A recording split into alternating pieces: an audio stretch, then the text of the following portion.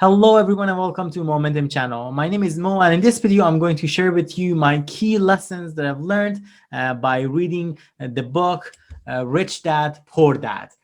Most recently and in this new year, I've actually started selecting one top financial / investing book that I'm passionate about and I'm heard a lot about or perhaps read before, and then really taking the time to go through it, take down all the key notes that I've learned from reading through that book, and then ultimately reflecting on those and reflecting on some of the lessons that I've learned by reading through the book. So this video is exactly meant to do so. I'm going to share with you my key learnings from reading the famous book Rich Dad, Poor Dad by Robert Kiyosaki, and I hope that you find it beneficial. Let's get into it. All right, so the first piece of advice and learnings from this book is the fact that to become financially secure, a person needs to mind their own business. And Robert Kiyosaki in his book refers to that. In fact, there's a whole chapter dedicated to that. And it is essentially talking about the fact that you need to continuously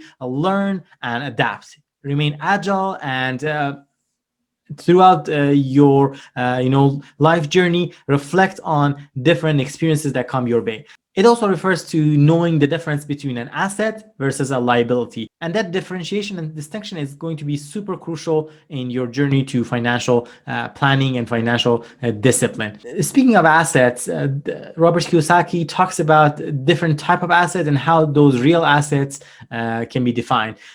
You could see at the bottom, a simple definition of an asset is something that puts money in your pocket, something that generates cash flow, positive cash flow. And there are different types of those assets. The first one is having a business that do not require your presence. This is not your necessarily day-to-day job, because that requires you to be physically or virtually present and really spend time and a lot of effort in doing so. But imagine a business whereby you have other people working for you and you're paying for their salaries, but at the same time, at the end of the day, whatever you're left in terms of money is more than what you're spending for it. That is a business that does not require your presence. Number two is stocks. The stock market, in particular, the dividend-paying stocks, are a prime example of that in terms of real assets. The third category is bonds. Bonds are a lot less volatile, and for the most part, depending on the time horizon for those bonds, there is a guaranteed kind of income coming with them. Fourth, there is mutual funds, and keep in mind this book was written long ago. Obviously, if I reflect on this, I don't think mutual funds probably is the best investment avenue for many people. These days, we have index funds or exchange-traded funds that are a lot less costly as opposed to mutual funds. But I guess the notion remains there. So an index fund or exchange-traded fund, in my opinion, kind of replaces mutual funds a lot better, but definitely are considered to be a source of real asset. Fifth, we have income generating real estate. Imagine if you have an income property or your existing home, if you're able to perhaps put aside one of the rooms for short-term rentals or long-term rentals, as long as they allow you to generate income, they can consider to be an asset for you. Sixth, we have notes or IOUs. Seventh, we have royalties from intellectual properties. For instance, imagine if you've written a book or if you have sang a song and are collecting royalties from it as a result of those sales. Those can be also considered as assets for you. And lastly, we have anything else with value that appreciates or produces income for you. So those also can be categorized as real assets. And some examples of those could be, imagine if you have gold, or if you have an antique product that actually over time increases its value, that can also be considered as a real asset because it's generating more money at the end of the day and putting it in your pocket. Now, keep in mind, the road to wealth is through striving to increase your monthly cash flow from these assets columns. At the end of the day, you want to make sure you're in a spot where your cash flow generated from your assets exceeds your monthly expenses. And once that happens, you are actually able to get out of your rat race and onto the fast track and become financially independent. In doing so, Robert Kiyosaki points out an interesting reminder here. He points out that the single most powerful asset we all have is our mind. And if we train our mind well, it can create enormous wealth in what seems to be an instant. If you reflect about it and think about it, without having the right mindset and attitude, you're not going to be able to really go through and navigate difficult times and really have the vision towards becoming financially independent. The world is full of amazing experiences, and you can learn a lot by observing other people, people that you idealize, or people that you consider to be successful people, and learn from what they do. Remember, at the end of the day, success can be replicated as long as you put in the hard work and try to, learn from successes of other people and also learn from their failures. And he also points out to a great point here, Robert Kiyosaki. If you look at the box at the bottom, it says that the greatest secret of winners and successful people is that to them, the failure inspires winning. Thus, they're not afraid of losing. So you shouldn't be afraid of losing or any failures that come your way. If anything, as long as you reflect on it and learn from it, in fact, you're not losing anything. And it's actually a great source of learning, a great source of progress, and a great source of success for you. So you just have to have the right attitude and mindset about it. Great opportunities are not seen with your eyes. They are seen with your mind. Again, talks about the importance of your mind and mindset. So it is what you know that is your greatest wealth. The importance of knowledge and education, and how you should surround yourself with people who are smarter than you, people who are more intelligent than you in certain fields, because there's no way we could possibly be an expert in everything. So you want to surround yourself with those people who are successful, who you can learn from, and you can grow by surrounding yourself with those individuals. Robert Kiyosaki in his book also reflects on his rich dad's advice about knowing a little bit about a lot of different things, as opposed to necessarily specializing in one field. So his rich dad philosophy was more so around trying to expand your learnings, read as much as you can, learn about different topics that might not be directly related to your field, but at the same time, by knowing a little bit about different topics, you expand your horizon and you get inspired by different ideas. Whereas if you just specialize in one subject, you're limiting your thought process, and perhaps in a negative way, you're closing off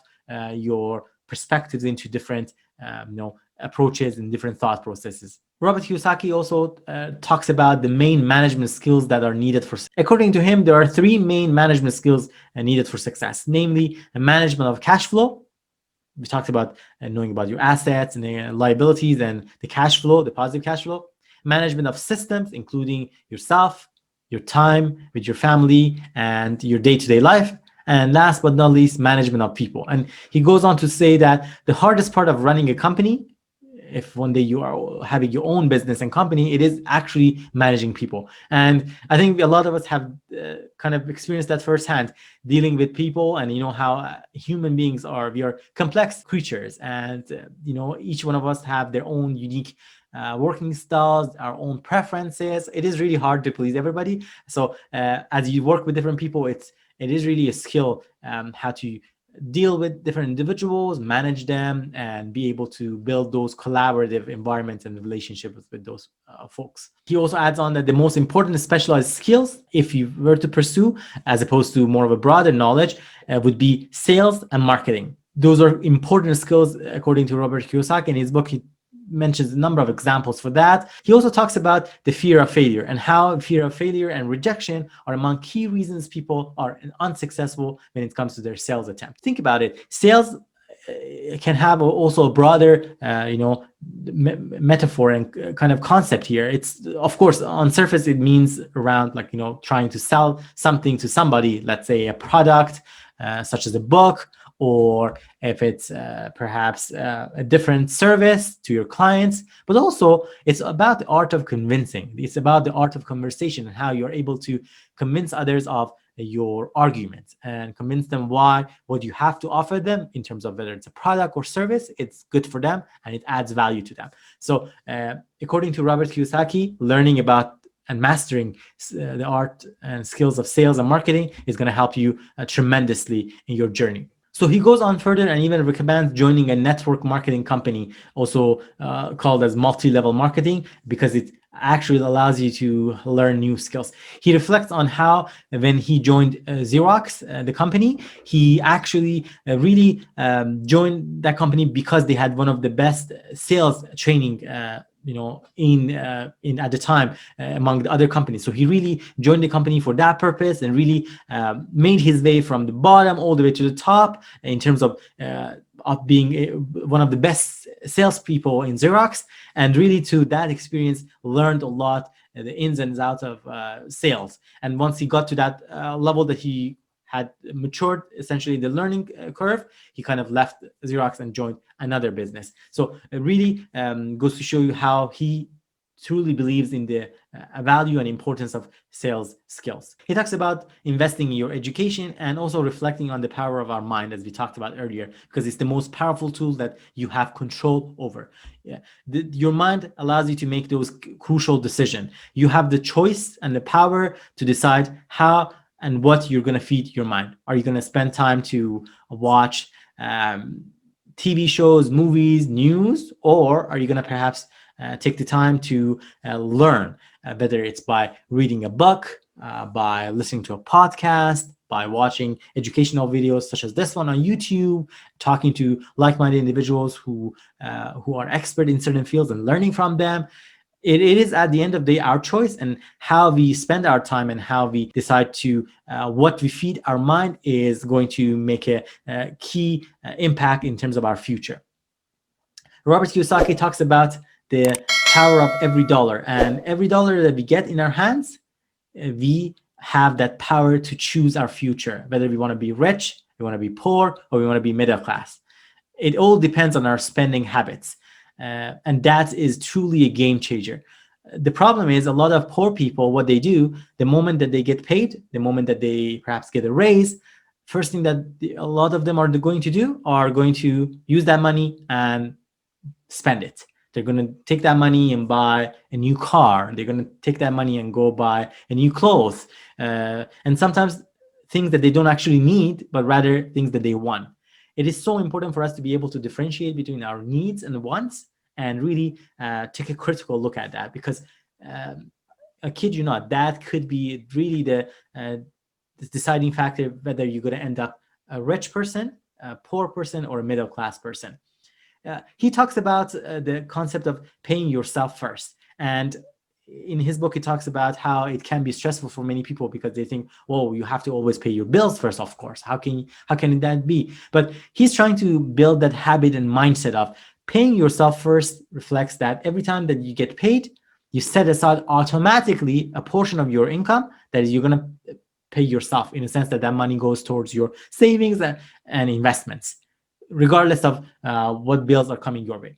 You build it almost as a habit, and by doing so, you actually over long term you're going to build a larger sum of investment portfolio for yourself, a larger savings, and you really get to that habit. And what it says is that by building that habit, even when when life gets tough, and let's say there is a larger bill coming your way, you're going to push yourself harder to make that work. And you're going to be creative to find new ways of making more money to pay for that bill. So don't stay away from this habit. So he encourage you strongly to pay yourself first. And one easy way of doing so, for those of you who are perhaps new to stock market investing, would be taking advantage of tools such as a robo-advisor. For our viewers here in Canada, we have a tool called Wealthsimple, which is a robo-advisor, and it allows you to open an account. It could be a registered account, such as a tax-free savings account or a registered retirement savings plan, or you could even simply open a non-registered account. And by doing so, it makes the process of saving and investing so simple. Every time you can automate the process, that every week or every day or every month or however frequency you want, you can set aside some money. It automatically is deducted from your bank account and paid into Wealthsimple. And almost immediately, it is invested into the stock market. And Wealthsimple does that by buying proportional amounts of high quality exchange traded funds, and their average returns, annualized average returns over the past several years has hovered around 5 to 7%, which is quite decent, I must say. And their fees are also quite low. In fact, their fees are 0.5%, so less than 1%, 0.5%, which is quite decent. And if you actually use the promo link that you can see here on the screen, you're going to be able to open your account, and your first $10,000 that you submit and deposit into your account, up to that amount for the first year, would be free of that 0.5% charge that we talked about. So it's really a great way for you to give it a try. I've had an account with Wealthsimple Invest since 2017 and absolutely love their services. I have dabbled into active trading, but in the meantime, I'm still continuing to do passive investing through Wealthsimple Invest. And for the most part, almost every day, I'm depositing some amount into my account, whether it's as small as $5, sometimes larger, but it is about building that habit, and Wealthsimple Invest really makes it so easy for you. Robert Kiyosaki points out another interesting observation. He mentions that rich people buy luxury items last, whereas poor people and middle class, they tend to buy all those luxuries first. I talked about the example of buying a car right away, the moment that you get a raise. Whereas for rich people, their focus is first getting to a point where they are rich, first getting to a point where they have financial independence and abundance. And from there on, only then, that's when they start to really splurge their money and really buy those more of a luxury items because they can afford it. Why not? And he indicates that the biggest bully in our financial journey is not our boss or supervisor, but rather the tax man. If you think about it, a large portion of our income we have to pay taxes on. So it is so powerful to know about the ins and outs of taxation and how it actually impacts us. In today's fast-changing world, it is not what you know, but more so how fast you can learn, because there's so many things coming our way. So the knowledge, the boundaries of knowledge are evolving so quickly that it's so important for us to be aware of that and learn and evolve as they goes by. And lack of self-discipline, according to Robert Kiyosaki, is the #1 delineating factor between the rich, the poor, and the middle class. We talked about examples of importance of self-discipline, getting into the habit of automating your saving and investing, and really getting to that point. And of course, he points out about the elements of financial IQ. According to Robert Kiyosaki, financial IQ consists of knowledge from 4 broad areas of expertise: accounting, which is the ability to read and understand financial statements, let's say for a stock or company; investing, that is so important, whether it's the stock market, real estate, you name it; understanding the markets, the broad markets, and how different factors impact it; and last but not least, the law, which also relates to the topic of knowing about accounting and taxes. Thank you so much, guys, for watching this video until the end. If you did, do let me know whether any of these lessons and observations that I've had by reading through the Rich Dad, Poor Dad has actually resonated with you. Have you read this book before? I would love to hear from you and what you thought of the book. By the way, for the next month and the upcoming month, I would love to have some suggestions of what financial and investing books would you recommend me to pick up next in the remainder of the year. I would love to hear from you, so be sure to let me know in the comment section down below. If you guys found this video beneficial, please be sure to give it a thumbs up and share it with someone who might benefit from the video. It actually really helps us a lot with growing the channel and really means a lot to me. And lastly, if you haven't done that already, please be sure to subscribe to Momentum channel. Here on Momentum, we post weekly various videos about financial planning, finances, and stock market investing. Thank you guys, and I hope to see you next time.